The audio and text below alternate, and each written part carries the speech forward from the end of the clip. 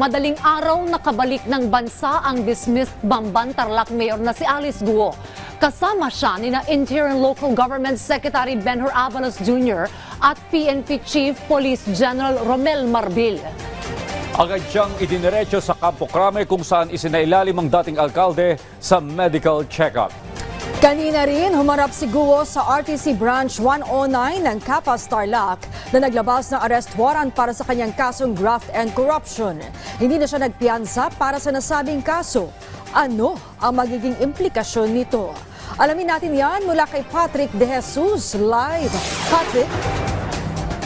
Yes, mananatili nga sa kustodiya ng PNP Custodial Center dito sa Campo Crame si dating Mayor Alice Guo matapos na hindi magpiyansa sa criminal case kaugnay ng Anti-Graft and Corrupt Practices Act. Ikaw ay may karapatang kumuha o pumili ng sarili mong abogado na may kakayahan at malaya. Kung wala ka namang kakayahan, ang gobyerno ang magbibigay nito sa iyo. Naintindihan mo po ba, ma'am, ang iyong mga karapatan? Sa loob ng eroplanong pabalik ng Pilipinas mula Indonesia, binasahan ng Miranda rights si dismissed Mayor Alice Guo kaugnay ng 2 counts ng kasong Anti-Graft and Corrupt Practices Act na isinampa laban sa kanya ng DILG dahil sa paggamit umano niya ng kanyang kapangyarihan bilang alkalde para paboran ang permit at lisensya ng sinalakay na Baofu Compound sa Bamban Tarlac. Matapos nito ay pinusasan ng PNP si Guo.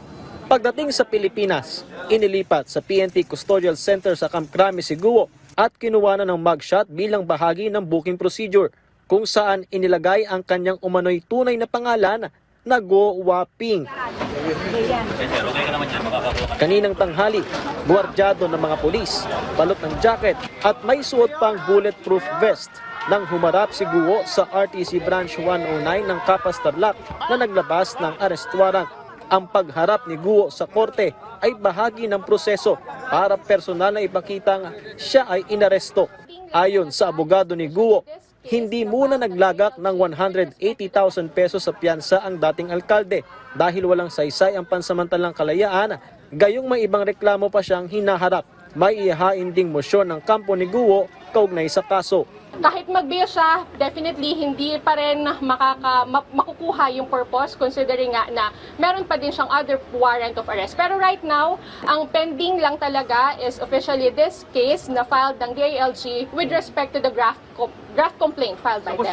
Dahil dito, nasa ilalim ng kustodiya ng korte si Guo at base sa commitment order, mananatili siya sa PNP Custodial Center kung saan siya ikukulong. Pakiramdam din ni Guo ay mas ligtas siya sa kustodiya ng PNP ayon sa kanyang abogado, kung saan una na nitong sinabi na mayroong death threat sa kanya.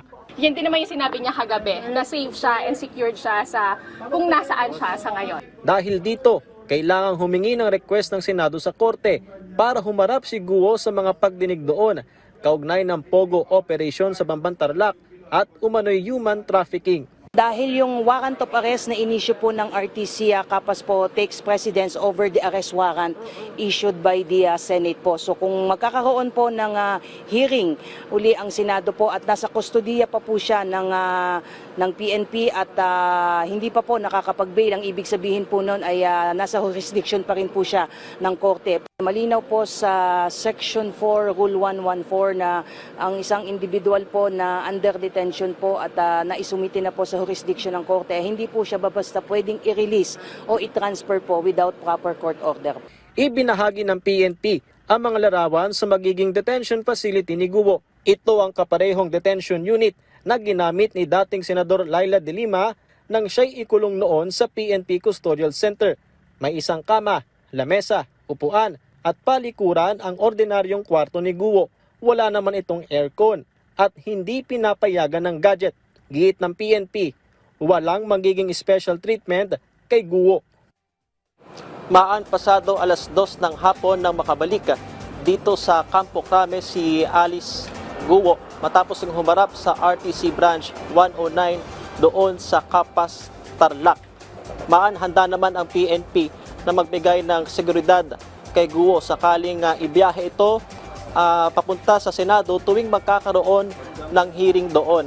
At base nga sa update ay inaprubahan ng RTC Branch 109 sa Capas Tarlac yung hiling ni Senadora Risa Hontiveros para humarap si Guo sa pagdinig doon sa Senado sa Lunes. At papakita ko lang yung sitwasyon ngayon dito sa PNP Custodial Center. Sa ating mga miyembro ng media ay mayroong ibinigay na space o hangganan yung PNP kung saan meron ngang nakalagay na barikada dito.